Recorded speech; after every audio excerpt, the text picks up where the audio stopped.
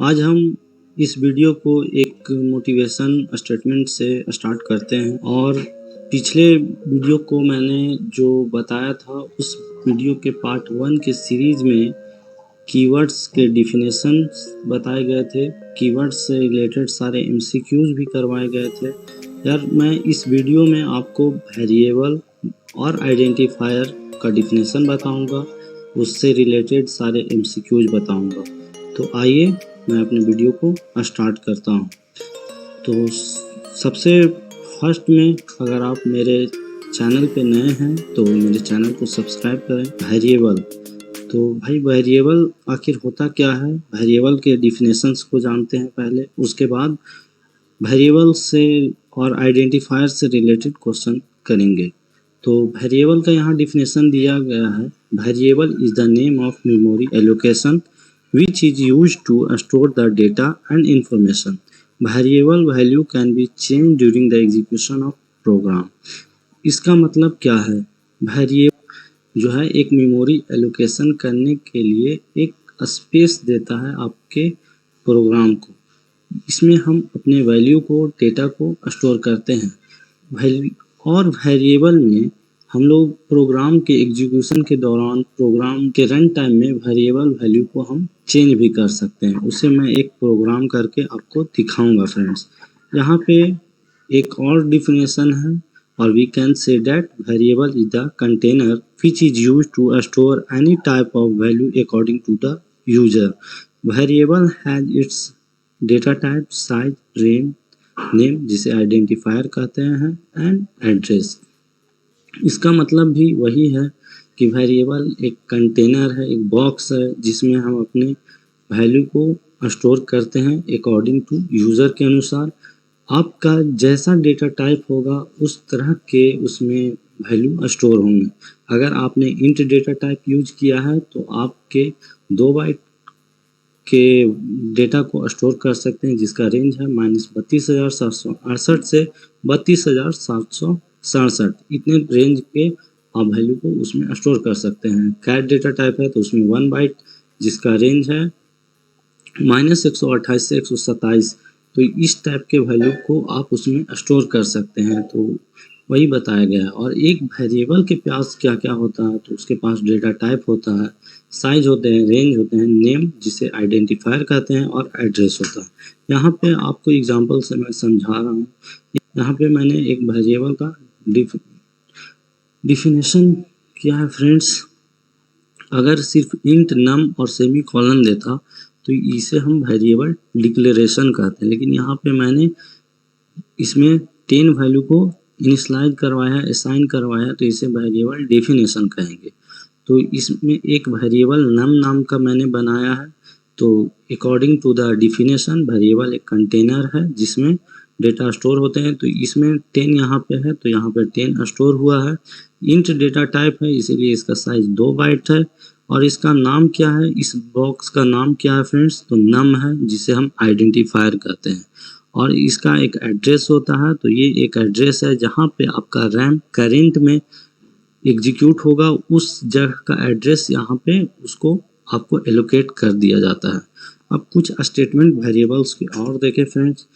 तो यहाँ पे दिया गया है, C support initialization of multiple variables in one statement. इसका मतलब है कि जैसे कि यहाँ पे int A, int B, int C, हमें 3 वेरिएबल को डिफाइन करना है फ्रेंड्स। तो यहाँ पे हमने 3 स्टेटमेंट लिखा है, तीनों इंट डेटा टाइप के वेरिएबल हैं।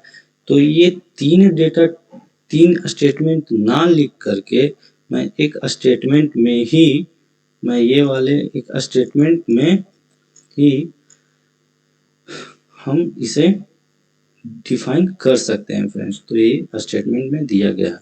और ये भी कर सकते हैं, या फिर इसमें वैल्यू आप असाइन करवाना चाहते हो तो आप यहाँ पे वैल्यू असाइन भी एक ही स्टेटमेंट में कर सकते हो इसके बजाय। तो ये वेरिएबल का डिफिनेशन था, उसके कुछ स्टेटमेंट, इंपॉर्टेंट फैक्ट्स और फीचर्स थे। और अगले वीडियो में मैं इससे रिलेटेड और भी फैक्ट्स बताऊंगा। अब यहाँ पे आइडेंटिफायर्स को देखेंगे फ्रेंड। आइडेंटिफायर क्या होता है? The name of variables function, जिससे कि फंक्शन को आगे के लैंग्वेज जैसे सी प्लस प्लस जावा में इसे मेथड कहा जाता है। Class, structure, union, array, string are known as identifier. तो इसके जितने भी नामकरण होते हैं यानी फंक्शन, वेरिएबल, कांस्टेंट, लिटरल्स, ये सारे के जो भी नाम हम लोग रखते हैं उस नाम को ही आइडेंटिफायर कहा जाता है। तो कुछ रूल्स हैं आइडेंटिफायर डिफाइन करने के सी लैंग्वेज के अपने, उसे आप देखें। ये लगभग सारे लैंग्वेज इसमें सपोर्ट करते हैं कि इसी टाइप से आइडेंटिफायर यानी वेरिएबल का नाम आप रखें। तो फर्स्ट रूल है कि first character must be N alphabet और अंडरस्कोर, यानी कि जो भी वेरिएबल का नाम हम रखेंगे तो उसमें फर्स्ट कैरेक्टर जो हो वो अल्फ़ाबेट या अंडरस्कोर हो friends. Identifier can not start with A number और डिजिट। हम आइडेंटिफायर को नंबर और डिजिट के साथ स्टार्ट नहीं कर सकते। इसे हम अंडरस्कोर सिंबल के साथ स्टार्ट कर सकते हैं, जैसे कि यहाँ पे किया गया है। हम इसे कोई भी अल्फ़ाबेट के साथ स्टार्ट कर सकते हैं। अल्फ़ाबेट और अंडरस्कोर डिजिट का मिक्सचर हो सकता है, ये भी सही है। यहाँ पे दिया गया है एक अल्फ़ाबेट है, एक लेटर है, 2 डिजिट है और फिर से एक लेटर है। तो ये भी वेरिएबल नेम बिल्कुल सही है फ्रेंड्स।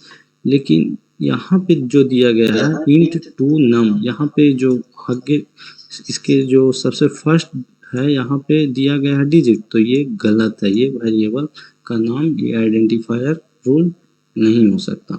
तो ये बताया गया है कि आपको पहला लेटर अल्फ़ाबेट या अंडरस्कोर होना चाहिए। पहला लेटर आपका डिजिट से या नंबर से स्टार्ट नहीं होना चाहिए। तो ये भी बिल्कुल सही है कि हम अंडरस्कोर के बाद कोई डिजिट लिखते हैं तो वेरिएबल नेम हो सकता है। और इसके रूल्स देखें फ्रेंड्स, तो इसके और रूल्स हैं। दूसरा रूल्स है कि must not contain white space. इसका एग्जांपल मैं दे रहा हूँ कि इंट टोटल अमाउंट, यहाँ पे जो है फ्रेंड्स टोटल के बाद जो है वहाँ पे एक स्पेस दिया गया है, यहाँ पे एक स्पेस है, इसी को हम वाइट स्पेस कहते हैं। तो ये स्पेस जो है ये अलाउ सी लैंग्वेज में नहीं है, आइडेंटिफायर रूल के अगेंस्ट है। तो ये गलत हो जाएगा आपका वेरिएबल नेम। यहाँ पे भी एक स्पेस वाइट स्पेस है यहाँ, तो यहाँ पे भी ये वेरिएबल नेम गलत हो जाएगा फ्रेंड। तो ये दोनों स्पेस नहीं होना चाहिए। तीसरा रूल है कि must not contain any other symbol except underscore. इसका मतलब है कि अंडरस्कोर सिंबल के अलावा, जैसे कि यहाँ पे अंडरस्कोर सिंबल यूज किए हैं यहाँ पे, तो ये अंडरस्कोर सिंबल के साथ अगर लेटर या फिर आपका डिजिट हो तो ये वेरिएबल नेम सही होगा। लेकिन अगर अंडरस्कोर सिंबल के अलावा आपने कोई स्पेशल सिंबल जैसे @ हो गया, $साइन हो गया, हैच हो गया, साइन ऑफ एक्सक्लेमेशन हो गया, इसका आप यूज करते हो तो ये आपका वेरिएबल नेम बिल्कुल गलत होगा फ्रेंड। तो इसका यूज ना करें, इसका ध्यान रखेंगे। आपको फिर है within a scope to identifiers यानी variables name can not be same. एक सेम ही प्रोग्राम में हम 2 वेरिएबल का नाम सेम नहीं रख सकते। जैसे कि इंट ए, एक वेरिएबल का नाम ए नाम का एक इंटीजर डेटा टाइप का ए वेरिएबल बनाया और उसी प्रोग्राम में मैंने फ्लोट का एक और वेरिएबल बनाया जो कि उसका भी नाम ए है। तो ये सेम नेम का नहीं हो सकता है, ये आइडेंटिफायर रूल के अगेंस्ट है, तो ये नहीं हो सकता, ये फिर गलत हो जाएगा। अगला रूल है we can not use the keywords as the identifier. हम वेरिएबल नेम में कीवर्ड्स का यूज नहीं करेंगे। जैसे कि केस कीवर्ड्स है, वाइल भी कीवर्ड है, तो यहाँ पे ये वेरिएबल नेम गलत होगा, ये अलाउ नहीं होगा। तो हमने बताया था कि कौन कौन से कीवर्ड्स हैं कि सी लैंग्वेज में 32 कीवर्ड्स होते हैं फ्रेंड्स। तो यार यहाँ पे आप देख सकते हो।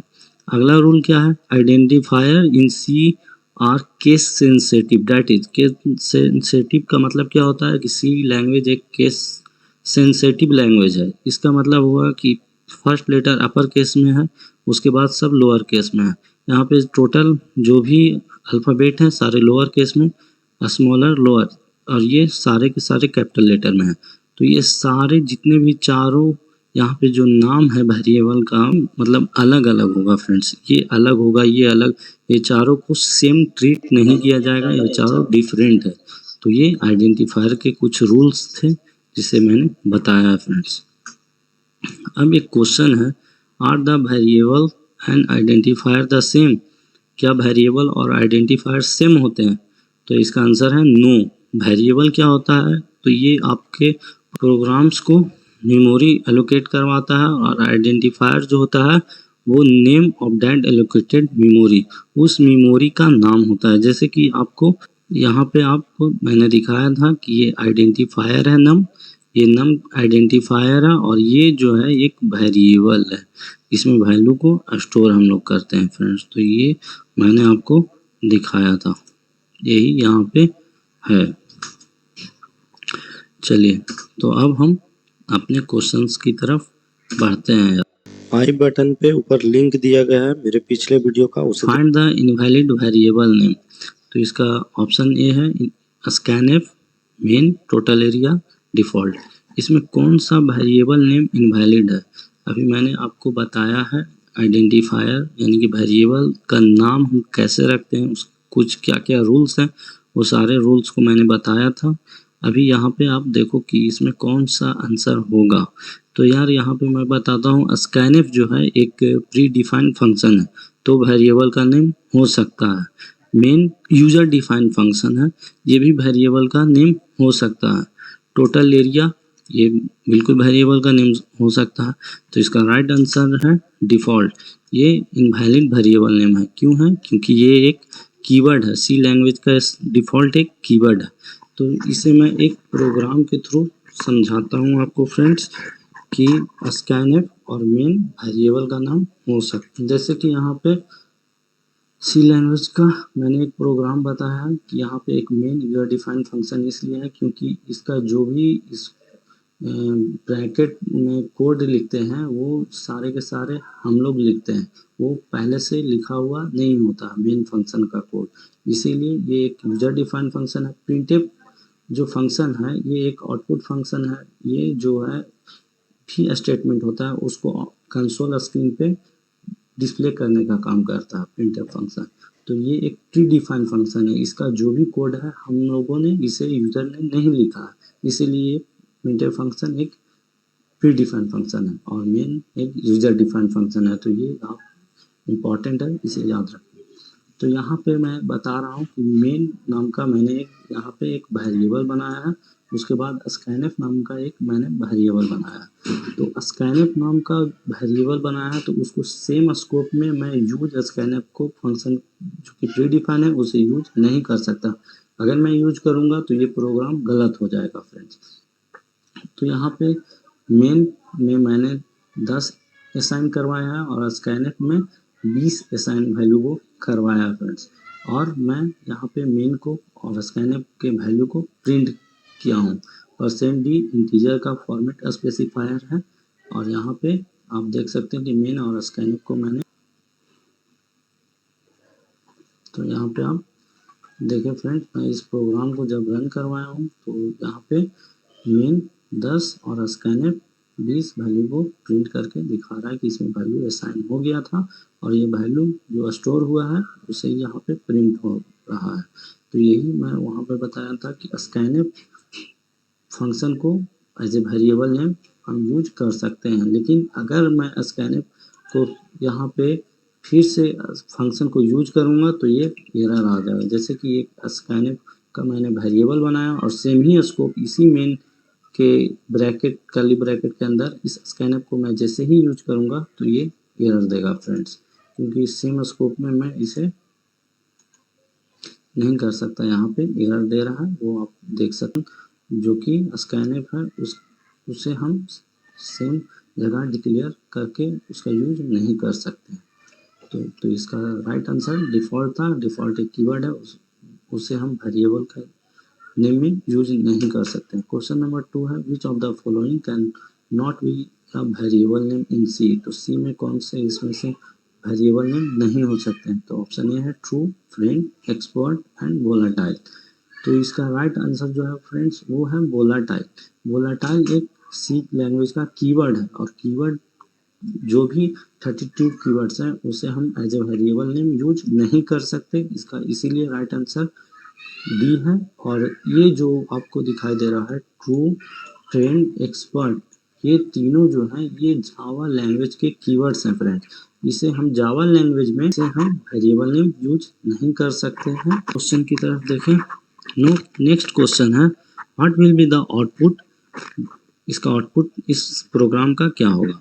तो int main is equal to 5, print a %d main return 0। तो इसका ऑप्शन है compile time error, option B है रन टाइम एरर, सी है run without error and print 5 and option D है इनफाइनाइट लूपिंग। तो इसका जो राइट आंसर है वो है ऑप्शन नंबर सी। ये रन करेगा विदाउट एरर के और ये प्रिंट करके 5 देगा। क्योंकि मैंने अभी आपको पिछले प्रोग्राम में दिखाया था कि मेन में मैंने 10 इनिशियलाइज करवाया था और उसे मैं प्रिंट करके भी आपको दिखाया हूँ। तो वो सेम चीज़ है कि वो 10 की जगह यहाँ पे 5 दिया गया है और मैं यहाँ पे मेन में जो भी वैल्यू है उसको प्रिंट करेगा और विदाउट एनी एरर। तो अपने नेक्स्ट क्वेश्चन की तरफ बढ़ते हैं। नेक्स्ट क्वेश्चन है यार which one will evaluate first as per. इनमें से सबसे पहले कौन सा एवेल्युएट होगा, सबसे पहले कौन सा एग्जीक्यूट होगा जब मैं प्रोग्राम को एग्जीक्यूट करवाऊंगा। तो यहाँ पे दिया गया है कि int a is equal to 10 + 9। तो ऑप्शन में दिया गया है variable, B expression, both A and B and D assignment operator. तो सबसे पहले ये तो हो गया डेटा टाइप, इंट हो गया डेटा टाइप, ए हो गया एक वेरिएबल जो कि इंट डेटा टाइप का है।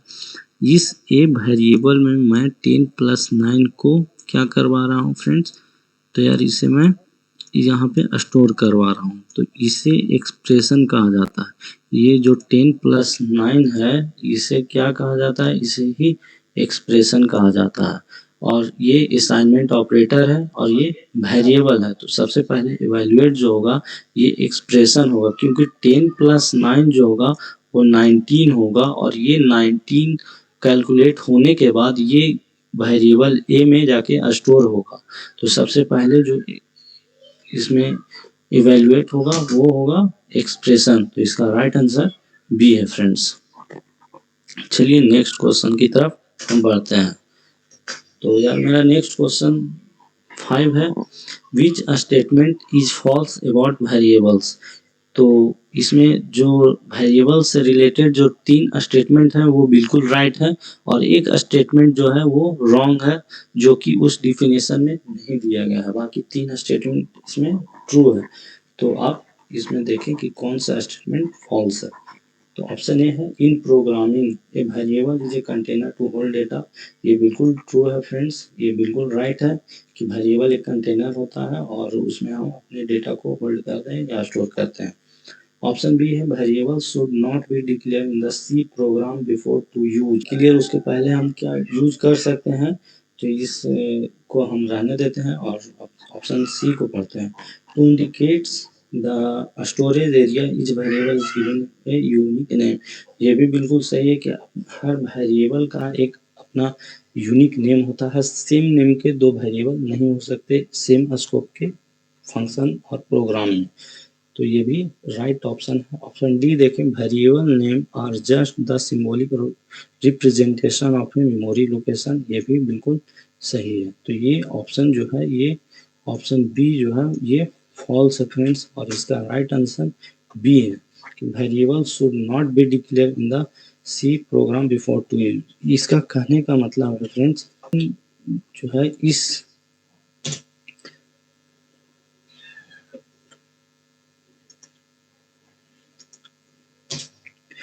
इसका कहने का मतलब है उस स्टेटमेंट का कि मैं मेन या जो भी वेरिएबल ए बी सी नाम का बनाऊं वो बाद में बनाऊं और उसके पहले मैं उसे प्रिंट करूं। तो क्या ये प्रिंट होगा और ये क्या सही आंसर देगा, ये कोड बिना एरर के एग्जीक्यूट होगा। तो ये बिल्कुल गलत है, इसमें एरर आएगा फ्रेंड्स। क्वेश्चन नंबर 6 की ओर बढ़ते हैं। क्वेश्चन नंबर 6 है which statement false about variables. Option A है memory space is not allocated for a variable while declaration, it happens only on the variable definition. तो ये स्टेटमेंट क्या सही है फ्रेंड्स? ऑप्शन बी देखें। Variable initialization means assigning a value to the variable. Same variable name can be used in the same scope. The scope of a variable refers to the area of program where the variable can be accessed after its declaration. तो इसका right answer है option C है। ये statement false है। क्यों? क्योंकि इसमें कह रहा है कि सेम वेरिएबल को हम सेम स्कोप में यूज कर सकते हैं। इसका कहने का मतलब है, यहाँ पे मैं बता रहा हूँ,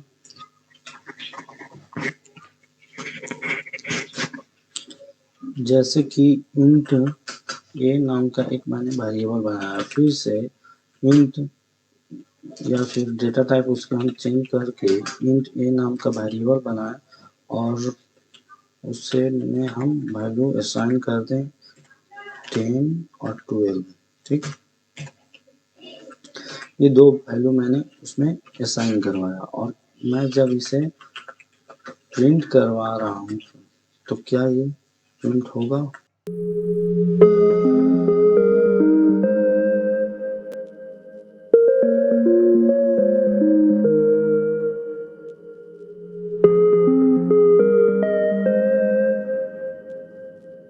मतलब है कि सेम नाम का वेरिएबल सेम स्कोप यानी कि फंक्शन में हम उसे यूज कर सकते हैं, तो बिल्कुल यूज नहीं कर सकते हैं, यहाँ पे एरर देगा।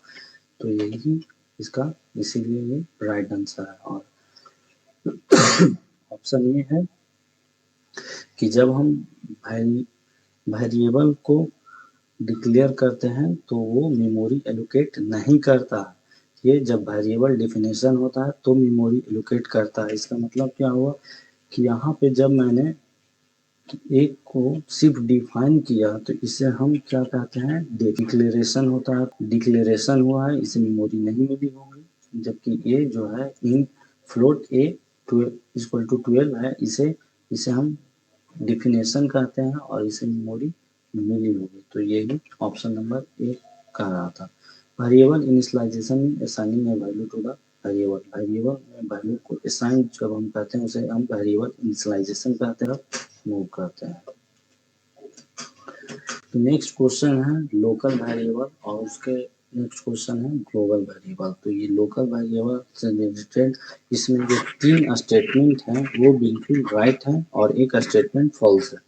तो देखें कि इसमें कौन सा स्टेटमेंट फॉल्स है और कौन कौन सा ट्रू है। तो लोकल वेरिएबल पता ही होगा, जो मेन फंक्शन के अंदर डिफाइन करते हैं उसे लोकल वेरिएबल कहा जाता है। तो यहाँ पे ऑप्शन ए है variable declare within a function is different from a variable declare outside of a function.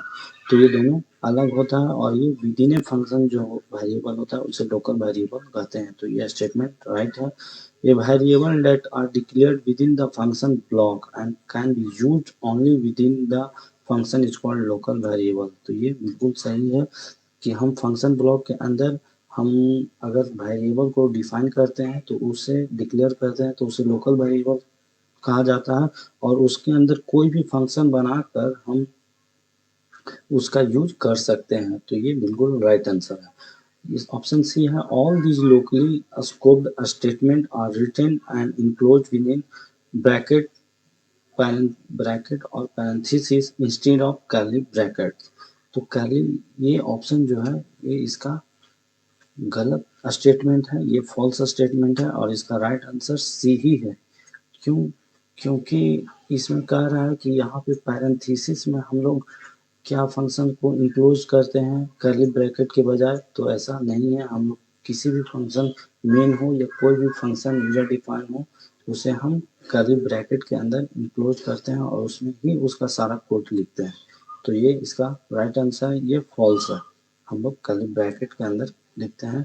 Variable that are declare within a block can be accessed within the specific block and all the other be accessed outside the block। तो इस ये भी statement जो है बिल्कुल right है। इसे हम एग्जांपल से समझते हैं।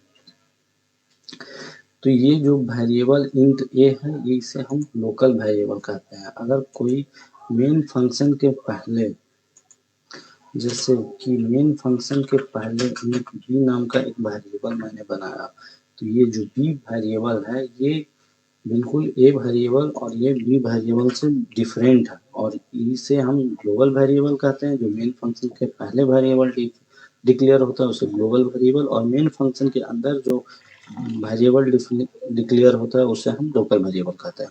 और ये इस वेरिएबल ए को हम अगर मेन फंक्शन के अंदर कोई एक और फंक्शन बना दें, जैसे कि मैं एक फंक्शन बना रहा हूँ void sum नाम का, तो इसमें अगर मैं एक वैल्यू को असाइन करवा दूं, जैसे इसमें कोई भी एक वैल्यू को मैंने असाइन करवा दिया और मैं इसके अंदर जो मेन फंक्शन के ब्लॉक के अंदर एक सम नाम का फंक्शन बनाया, उस सम नाम के फंक्शन के अंदर मैं इसे यूज कर सकता हूँ। जैसे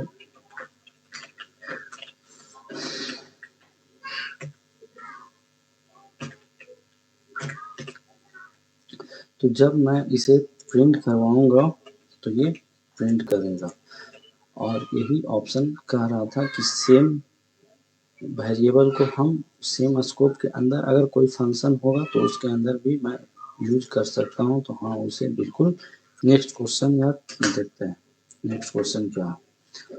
नेक्स्ट क्वेश्चन है which statement is false about the global variable. तो ग्लोबल वेरिएबल जो है इसमें कौन सा स्टेटमेंट ग्लोबल वेरिएबल से रिलेटेड फॉल्स है, और तीन इसमें कौन कौन सा स्टेटमेंट है जो कि राइट है। तो ऑप्शन ए पढ़ते हैं। A variable that is declared outside of a function block and can be access inside the function is called global variable. तो बिल्कुल राइट आंसर है। मेन के पहले अगर उसे हम डिक्लेयर करते हैं तो उसे ही हम ग्लोबल वेरिएबल कहते हैं, और उसे हम मेन फंक्शन के अंदर उसका यूज हम कर सकते हैं, एक्सेस कर सकते हैं। तो ये बिल्कुल आंसर सही है। दूसरा ऑप्शन है after defining a global variable the system और the compiler want to initialize any value to it you have initialize by yourself. तो ये ही इसका राइट आंसर है। क्यों है ये स्टेटमेंट फॉल्स है? क्योंकि जो भी डेटा टाइप होता है उसके अकॉर्डिंग बाय डिफॉल्ट जो भी ग्लोबल वेरिएबल है उसमें वैल्यू को इनिशियलाइज कर दिया जाता है। जैसे इंट डेटा टाइप है और उसमें हमने किसी वेरिएबल को मैंने डिक्लेयर किया और उसमें वैल्यू को असाइन नहीं किया, तो उसमें बाय डिफॉल्ट जो उसका वैल्यू 0 उसमें असाइन हो जाता है। तो इसका राइट आंसर जो है बी है।